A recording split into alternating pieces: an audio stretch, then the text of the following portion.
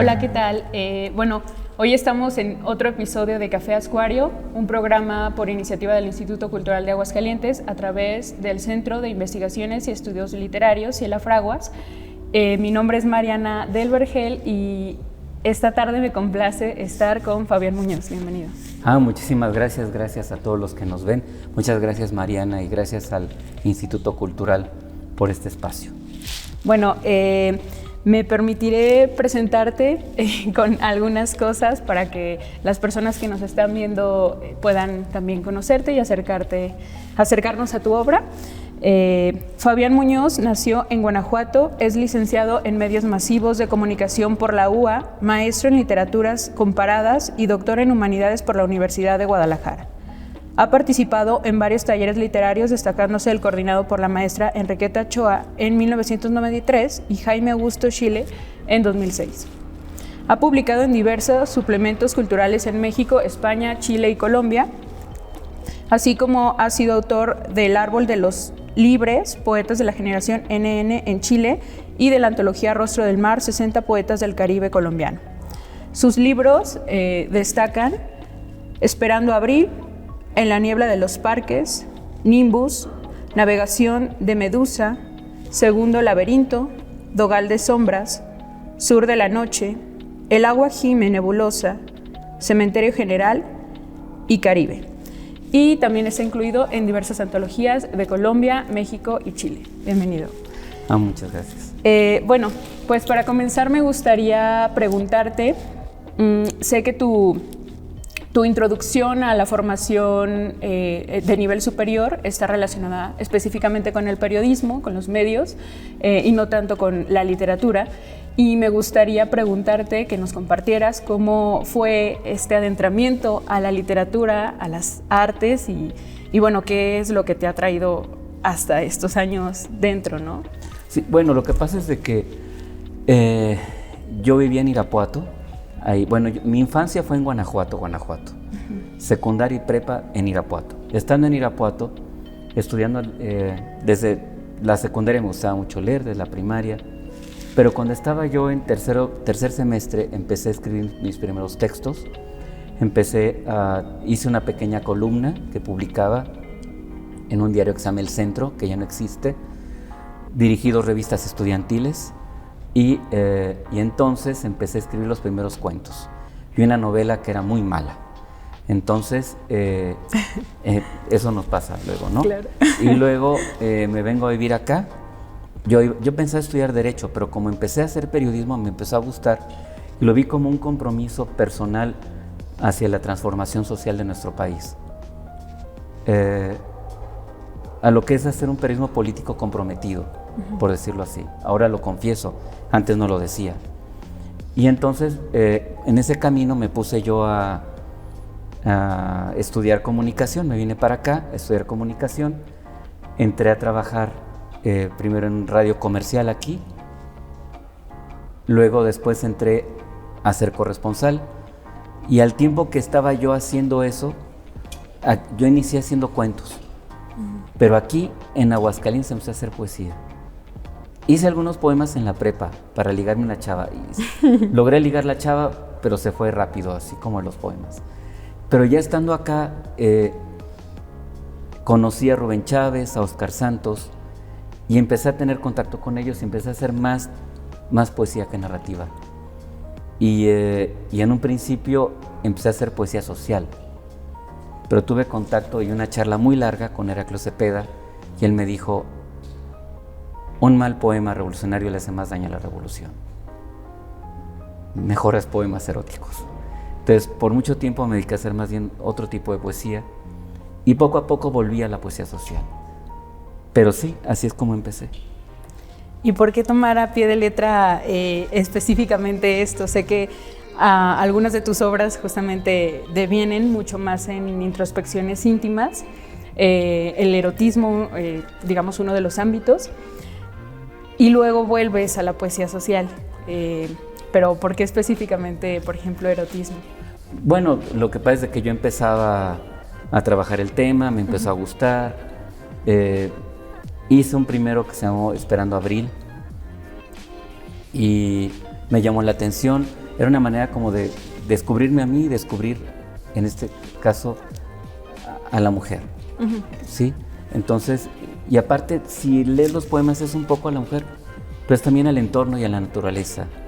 La vinculo con la realidad. Entonces no es tanto no estamos hablando tanto de la mujer del todo, sino es un poco también el paisaje, ¿sí? Y de ahí se fue dando. Es hasta el 2001 cuando empiezo a hacer poesía social otra vez. Ok. Y bueno, a propósito de la poesía social, me gustaría preguntarte qué es lo que piensas del compromiso con la literatura, específicamente esta relación que luego es un poco polémica entre la literatura y la política y que, bueno, Sartre define justamente como el escritor comprometido, ¿no? Entonces dice que el escritor no puede estar escindido de su realidad, lo cual, desde luego que no, pero no sé qué es lo que te llama justo a no volverte, digamos, un irresponsable con tu escritura, o bien en este camino evolutivo entre primero no buscar tanto ese empecinado social y después encaminarte hacia... Es que mira, a ver, yo hacía poesía erótica, va a parecer locura, pero nunca dejé de tener formación ideológica. Claro. ¿Sí? Sin embargo, no tocaba el tema. Yo pienso que todos defendemos algo, todos, aunque hagamos poemas intimistas, aunque hagamos poemas de amor y desamor, todos defendemos algo, una postura ideológica, una posición política. Lo que pasa es que no lo decimos todos. Lo que yo hice fue en un principio no abordar el tema, pero no por ello no pertenecía a mi mundo. Después de eso fue cuando empecé a hacer una poesía social y luego ya con una intención política, pero no la dejaba de lado. Si me explico, es algo que se va construyendo. Cuando yo hice 2 residencias artísticas, una en Chile, con una beca del FONCA en el 2006, y otra en el 2010 en Colombia. Cuando estuve en Chile, tuve la oportunidad de hacer una antología que mencionas sobre poetas de la generación NN de Chile. Son poetas que nacieron entre 1950 y 1960, es decir, son poetas que fueron víctimas en periodo de dictadura, que eran jóvenes. Cuando hice ese trabajo de investigación, leía muchos poetas que no escribían sobre la dictadura, pero escribían sobre su condición de vida y sus emociones personales. Muchos de ellos decían más de la dictadura al hablar sobre sí mismos que los que hacían poemas peligrosamente panfletarios. Lo cotidiano te dice mucho de la sociedad en que vivimos. Sí, estoy de acuerdo. Entonces, de ahí aprendí un poco, ¿sí? Otro tanto, por supuesto, de poetas grandes como Roberto Fernández Retamar, como, por supuesto, Nicolás Guillén. Evidentemente, los poetas de la generación NN como Gonzalo Millán, como Jorge Montealegre o Aristóteles España, como Bolaños, Roberto Bolaño, que todo el mundo lo ubica como un infrarrealista, pero antes de eso él fue un NN. Y son personas que te cuentan las historias, ¿sí? Que te cuentan, que en lo cotidiano te cuentan muchas cosas. Ok. Y a propósito de esto, sobre la dictadura, bueno, ¿cómo fue tu estancia estando allá específicamente? Primero que nos compartas qué es lo que buscaste salir, tener esta condición de escritura fuera, y también cómo devino la dictadura. Sé que platicamos hace unos días que pues la dictadura se estaba terminando en términos contextuales por la muerte de Pinochet, ¿no? Pero no significa que esa resonancia se fuera en términos ideológicos. Bueno, aquí hay un antecedente importante. Yo viví aquí en Aguascalientes y tengo que dejar este estado por mi labor periodística por un destierro político, ¿sí? Una situación muy complicada de censura por parte del régimen priista que entonces gobernaba a nivel nacional. Okay. Y entonces me voy a vivir a Guanajuato. Y después de eso se da la alternancia en el 2000 y yo regreso a Aguascalientes. Y bueno, bajo ciertas circunstancias voy y vengo, pero estoy aquí en Aguascalientes. Y decido irme a Chile y concurso, porque quería en principio contar una historia sobre la vida cotidiana en Chile. Yo no estaba pensando ni en Allende, no, yo estaba pensando ni en Unidad Popular. Quería contar la historia del pueblo chileno, de lo que pasaba, porque yo admiro mucho a Neruda, a Pablo Neruda. Entonces me fui con 2 elementos discursivos para empezar a trabajar, 2 mañas, yo diría, ¿no? O acordeones. Uno era el canto general de Neruda, para leerlo allá, y otro era un disco con temas cantados por Violeta Parra. Específicamente una canción que se llama Violeta Ausente, que cuenta a dónde le gustaría ir. Ella estaba en el exilio en París y cuenta a dónde le gustaría ir en Chile si ella volviera. Entonces, con base en ello, visité los lugares. Pero esa era la intención. Luego, ya estando allá, el poeta Jorge Montealegre me sugiere, no hagas el libro, iba a ser una antología de poetas jóvenes. Dijo, no lo hagas de eso, hazlo de los CNN, recupera la voz de los que les tocó la dictadura. Entonces empecé a tener contacto con ellos, empecé a tener contacto con expresos políticos, con familiares de personas que les mataron a sus familiares. Y dije, creo que tengo otras cosas que decir. O sea, lo estaba tratando de evitar, pero era inevitable, ¿no? Claro. Y empecé a irme por ese rumbo discursivo de los poemas. Y como comenté, estando en Chile, me toca la muerte de Pinochet y me doy cuenta que yo estaba contando la historia previa a la muerte de Pinochet.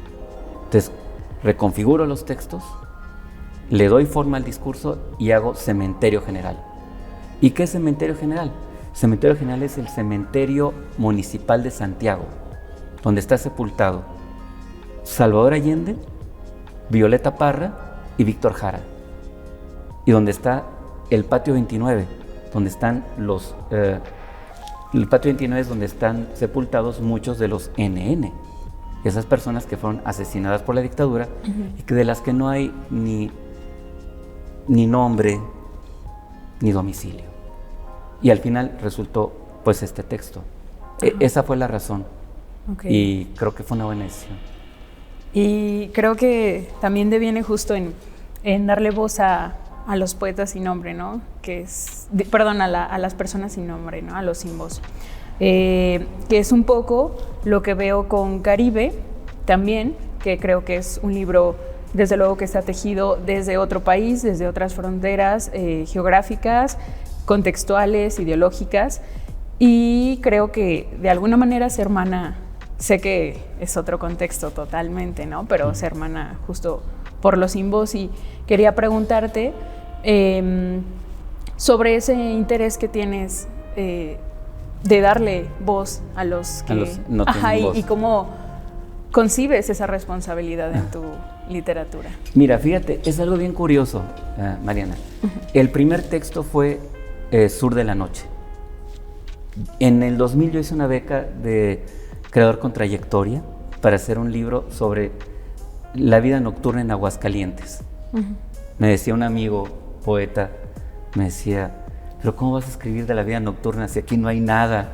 Y yo le decía, no, vas a ver sorpresas. Vas a ver sorpresas. Entonces empecé a trabajar, a visitar lugares, a escuchar a las personas y que me contaran sus historias. Para hacer este trabajo leí muchísimo a Bukowski. A Bukowski me lo han manoseado mucho en los memes. Es un poeta muy bien formado, que el realismo sucio no es tan sencillo. Es una poesía conversacional muy complicada. Desentenderlo tiene su chiste.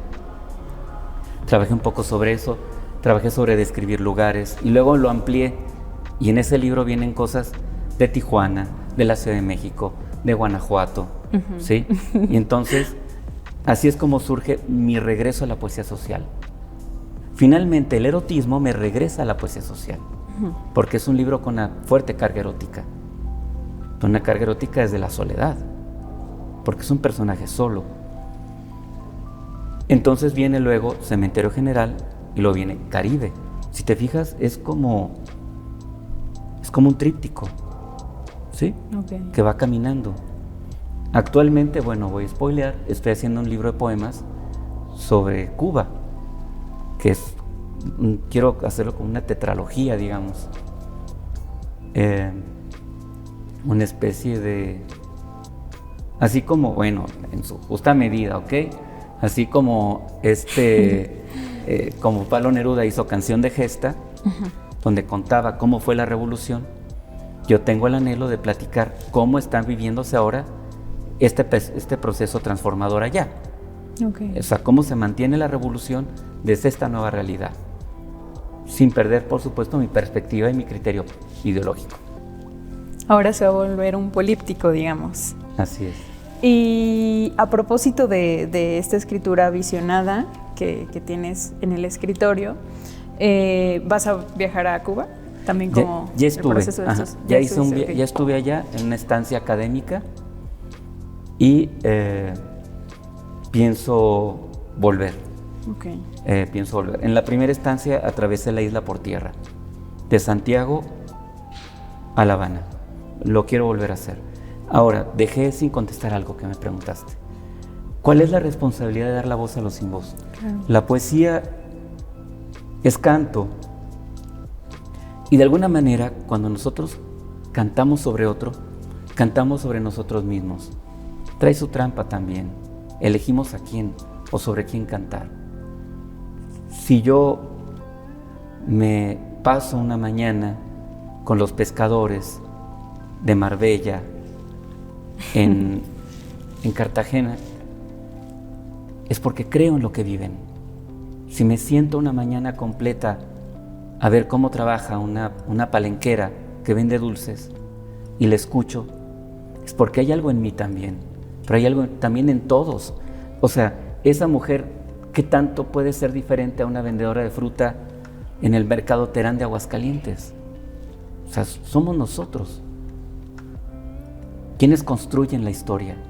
El pueblo. Nosotros hacemos la historia. Ok. Creo que acabas de responder una inquietud que tenía yo, justamente a propósito de la imaginación. Yo te preguntaría, ¿y la imaginación, Fabián, dónde queda? Porque, vaya, tenemos este antecedente mediato específicamente en México con los contemporáneos, ¿no? Que decían que escribir era propio de la cámara docelada, del cuarto, y que había que viajar ahí y perderse para encontrarse. Y creo que tu literatura está visionada de dentro hacia afuera, si es que tuviéramos una suerte de dirección. Ajá. Y te preguntaría, ¿y la imaginación? La imaginación al poder. ¿La imaginación al poder? Claro, o sea, por supuesto que hay imaginación, que se ficcionaliza un poco, que se trabaja un poco sobre la ficción, que también imaginamos, ¿no? O sea, recreo historias, no todo es totalmente real, no estoy haciendo crónica. Claro.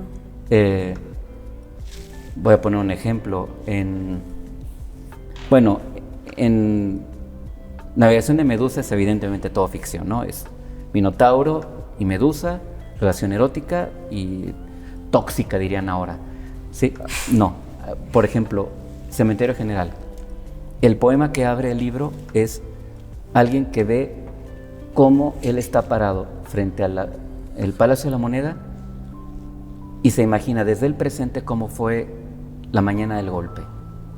Eso ya trae un trabajo de imaginación. El otro, hay un poema por ahí de un ladrón en la estación central, se llama La Casa el poema, donde yo veo como alguien le arranca una cadenita a alguien y se va corriendo. Entonces recreó toda la historia y qué estaría pasando por él.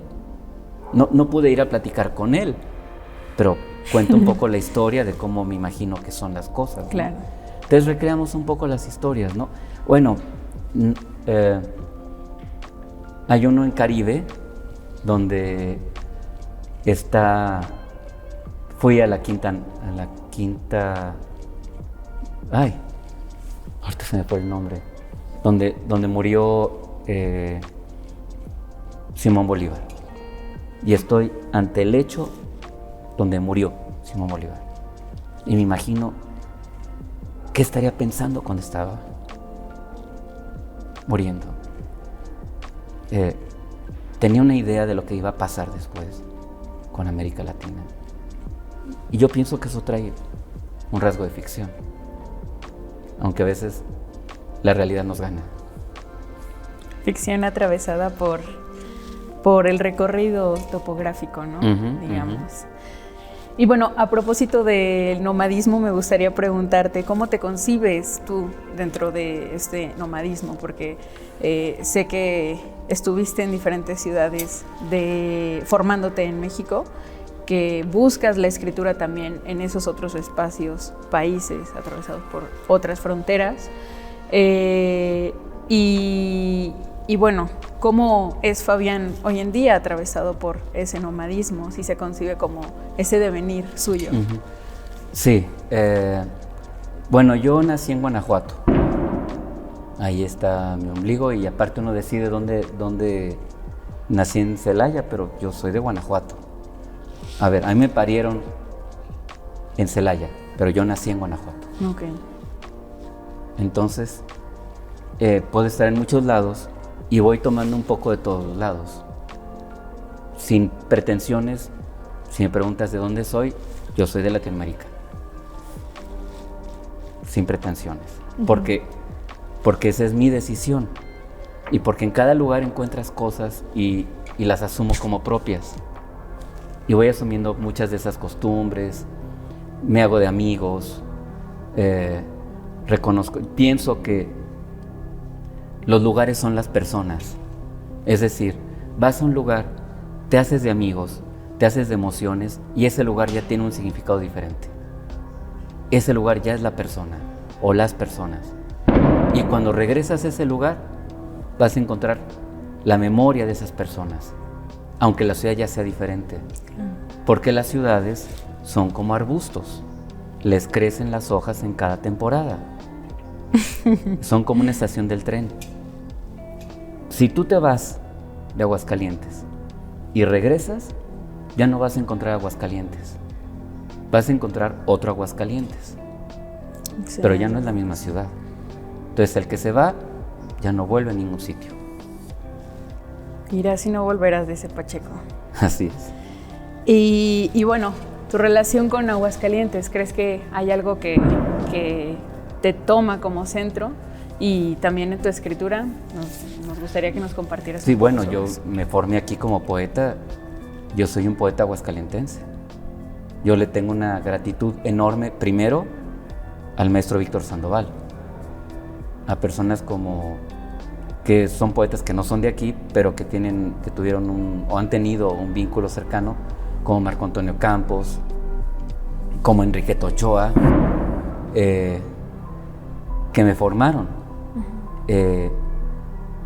Esta ciudad me formó como poeta y a ella me debo. Yo no me formé como poeta en Guanajuato, yo no me formé como poeta en Guadalajara, ahí me desarrollé, ahí llegué a hacer cosas después, pero aquí es donde yo nací como poeta y agradezco eso a esta ciudad, siempre lo voy a agradecer. Y agradecemos que nos compartas también desde aquí, que sigas moviendo tu escritura por estos rumbos. Y bueno, a propósito me gustaría que nos compartieras algo de tu poesía, porque creo que no hay nada como el poema a viva voz del poeta, y aprovechar que lo tenemos por acá.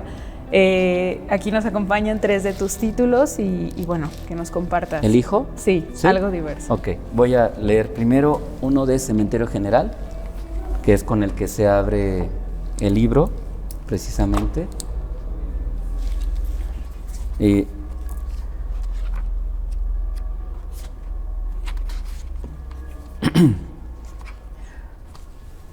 La moneda está en llamas, es sangre que calcina el viento. Es Allende atado a una bandera rasgando la plaza con su paso. Lo veo caminar en la tormenta, mientras una turba de burócratas hacen su día de indiferentes de oficina en oficina. El palacio es humareda, nadie se percata, y el último presidente de Chile anda como el que va a la vida, y los tecnócratas avanzan por la calle como quien va a la muerte. La mañana es incendio. No hay democracia que se salve de tanto proyectil ni de las reglas del mercado. Escapo entre disparos que no escuchan.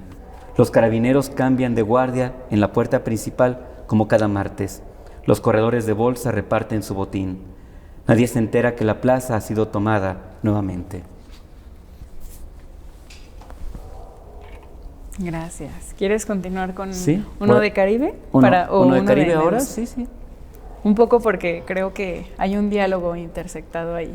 Claro Solo que ahora sí. nos vamos un poquito más para arriba. Ajá. Voy a leer el de Palenquera. Okay. Carga su ponchera. A Edith ya le duele la espalda de traer tanta fruta en la cabeza por tantos años. Camina por la plaza San Pedro, vacía de turistas. Piña, caimito, patilla, níspero y mango. Lo vende al extranjero que pasea. Sin compra no hay foto, dice así la palenquera. Desde temprano recorre lejos de aquí la galería para comprar su producto. Aquí tras la muralla come. Aquí piensa en sus 8 hijos que se cuidan solos. Aquí recuerda a su marido que va al mar a pescar en madrugada. Edith vuelve por la noche a casa. Ya no baila como antes con la porcelana encima. Ya no mueve sus caderas al andar con su vestido colorido. Ella llega a casa y se recuesta. Duerme cansada. Hace años que no sueña. Gracias. ¿Y te gustaría compartirnos un tercero? Está bien, con gusto. Ahora que lo tenemos por acá. Gracias. Quiero platicarte al final algo sobre, que me lo recuerdes, estoy desmemoriado, sobre el cementerio, un ejercicio que hice reciente en Los Pinos, que vale la pena. Navegación de Medusa. Minotauro muerde los senos de Medusa, besa sus pezones como llagas dormidas, respira sus carnes, mientras la arrastra hasta la alfombra. La penetra en un largo gemido que lo sangra. Medusa lo bebe a sorbos grandes entre sus manos, lentamente. Medusa murmura su muerte. Minotauro toma del cuello a Medusa, abre su piel, la traga sin descanso, del cuello a los senos, de los senos al vientre, le esparce las entrañas. El minúsculo cuarto de motel se mezcla de sangre y de gemidos, se bruma de sudor negro y oxidado. La come Minotauro tramo a tramo, se recuerda en ese y otros laberintos, recuerda el silencio de la hiedra sin Medusa, gozando la carne fresca de la noche. Minotauro siente a Medusa pasar por su garganta y ríe. Medusa goza su sangre, siente los dientes de Minotauro que entran y salen, cálidos, duros. Lo besa Medusa, lo lame en silencio, le rasga la espalda en los últimos respiros. Bien, ¿quieres contarnos al menos un comentario breve sobre, no sé si quieras alguno de los tres o específicamente sobre Cementerio? Bueno, un poco de los tres, brevemente. Primero, de Cementerio, para mí fue un reto grande porque fue mi primera residencia artística en el extranjero. De ahí salieron otros poemas porque viví en Santiago y viví en Viña, aunque me la pasaba en Valparaíso. Aproveché esa estancia y viajé a Argentina. Me fui en camión de Santiago a Buenos Aires. Entonces fue un trayecto largo que me permitió ver muchas cosas. Y luego ahí hice algunos poemas también en Buenos Aires, que los publiqué luego en otro lado. Para mí representó acercarme a la historia de Pinochet, a la historia del pueblo chileno, pero sobre todo a lo que representa un pueblo que luchó por su libertad y que supo resistir. Quiero contar algo que pasó en este año. En este año tuve la oportunidad de presentarme en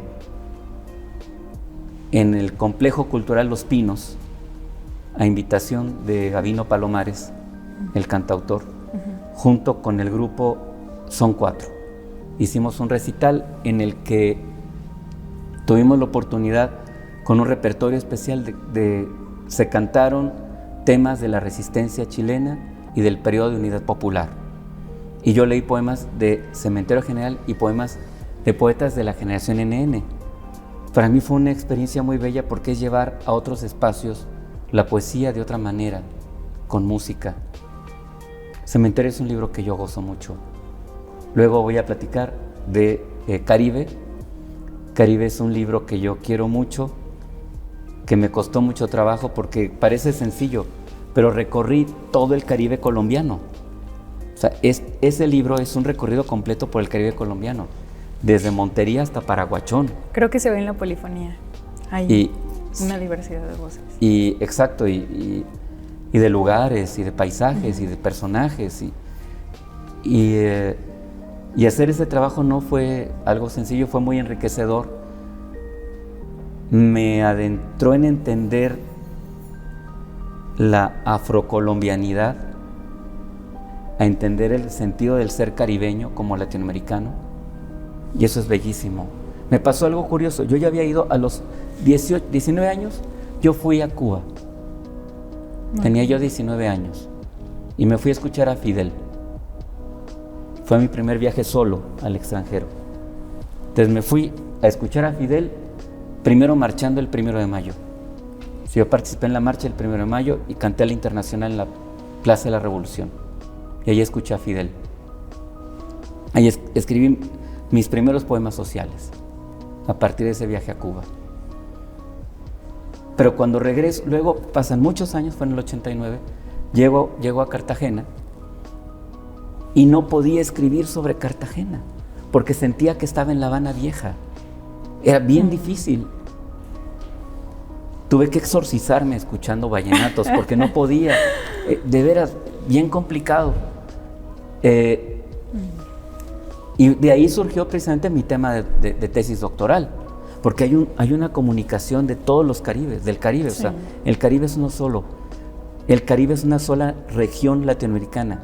Yo no quisiera decir nación, porque no me gusta el término, pero pareciera que fuera un solo espacio. Y ahí fue donde me di cuenta de eso. Entonces, entrar en Caribe es entrar a toda una región del continente. Por eso le puse así, Caribe. Y es un libro de poesía social, pero sin hablar específicamente de política. Y bueno, y el otro que es La Navegación de Medusa, que es el que está acá también, que es el más reciente. Ese es un libro de poemas eróticos que se desarrollan en 2 lugares. En la primera etapa en la Ciudad de México, un poco, en Guanajuato sobre todo, y muy en Guanajuato. Y más en un lugar, no es comercial, en La Dama de las Camelias, que es una taberna. ¿Y este libro lo habías publicado antes con la UNAM? Sí, no, la mitad. La mitad. La mitad. El primero se hizo con lo que es Navegación de Medusa, lo publiqué en la UNAM en un colectivo. Ok. Que se llamó Creció el Mediodía. Y la segunda parte es Segundo Laberinto. Entonces, ese lo publiqué aquí en el ICA. Y luego los junté, los arreglé, añadí, quité y quedó ya este libro. Que por cierto, a mí me gusta mucho porque tiene una portada. La ilustración es una ilustración que hizo especialmente para la ocasión Rafael Barajas el Fisgón. Entonces es un regalo que me hizo. Ok. Y bueno, no quería quedarme con una duda a propósito de Cementerio General. Quería preguntarte dónde podemos encontrar esa lectura, si está grabada en algún sitio de Los Pinos o en internet. Imagino que la hiciste durante pandemia. Sí, bueno, este se hizo reciente, en este año. Fue público. Creo que mi hijo lo grabó en YouTube. No, en Facebook. Pero esta lectura precisamente la grabaron técnicos del Auditorio Nacional con equipo del Auditorio Nacional. Y estamos explorando hacerlo un CD de música, que aparte me encanta la idea. Estaría en un CD por primera vez. Pero sí, es que imagínate, estuve en Los Pinos, dormí en la casa de Lázaro Cárdenas. Claro. O sea, imagínense, no, yo estaba Esos que me moría de la emoción. son los beneficios de que ahora Los Pinos se hayan abierto a Exacto, todo público, que ahora ¿no? sea para el pueblo. Bueno. Y del pueblo. Para cerrar, me gustaría que por favor nos leyeras un poema más del libro que tú quieras. Claro que sí. Voy a leer de Caribe. Se llama Noche. Okay. Cartagena se derrumba a fuerza de son y de turistas. Sus sombras repletan bares, infestan plazas, mientras en las bucetas van los empleados de fin de turno de regreso a casa. Un trío canta lo que gratis nunca cantaría. En el Hotel Charleston Cartagena, los rubios beben ron importado, con cubitos de divisas bien heladas, beben siempre sin mirar hacia abajo. Enfrente, en la banqueta, los artesanos toman cerveza oculta en sus morrales. Las chicas prepago casi logran a su cliente. La rumba suena, la noche es lluvia de mulatas. El mar ya nos escucha. Ok, bueno, te agradezco mucho, Fabián, que estés esta tarde con nosotros compartiendo. ¿Dónde podemos seguirte para pues seguir leyendo lo que haces? También sé que viene este libro sobre y de Cuba, y bueno, seguirte el hilo. Por ahora solamente a través de Facebook, Fabián Muñoz. Tengo una columna en El Sol del Centro de Aguascalientes que sale los viernes. Okay. Se llama Café Fausto, en honor a ese café, esa cafetería que estuvo cuando el Hotel Francia existía como tal. Y ahí, por ahora, en esos lugares, los libros, el de Cementerio General lo pueden encontrar en Amazon, en formato de EPUB. Sur de la Noche creo que está en las cadenas Gandhi y Samurs, tengo entendido. El de Caribe lo pueden encontrar en la Universidad de las Américas.